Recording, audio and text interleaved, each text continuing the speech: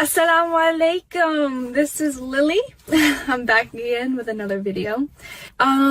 So today I wanted to talk about my revert story and how I found Islam. So, to begin with, it's actually a very, very long story.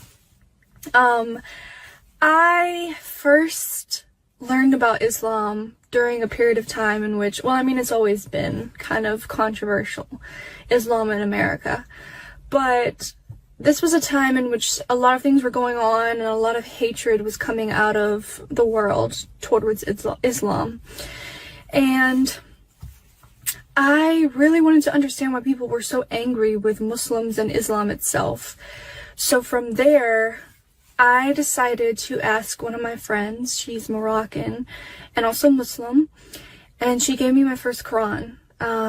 I really had the intention of reading verses inside of it and trying to figure out what people were angry about, but I ended up not doing so because I was only in middle school. I was only like 13, 14 at the time, so I was very childish for the time. Obviously, because I was 12, 13. But I knew that the Quran was a holy book. I knew that it was sacred. So I took very good care of it, and I still have it today. And I was gonna do like a show and tell, but like, I forgot to bring the book with me. It's Thanksgiving, so everybody's just celebrating right now. But, yeah. And for a couple of years, I was very lost, and I was very, very sad and depressed. And I think a lot of people feel this feeling before they come to Islam. They're really, really searching for a purpose. And I knew I always believed in God, but I did not find God through Christianity. It just wasn't my flavor, I guess you could say. And I know that's probably not the best way to articulate that, but that's the best way I can explain it for right now. I just did not connect with God through Christianity, and I tried really hard, especially in my beginning years from like the ages of 8 to 12. I tried really hard, and then I just gave up because I felt like Christianity just was not my way of connecting with God. And then fast forward to 2020, March of 2020, I began my journey to Islam. Seriously.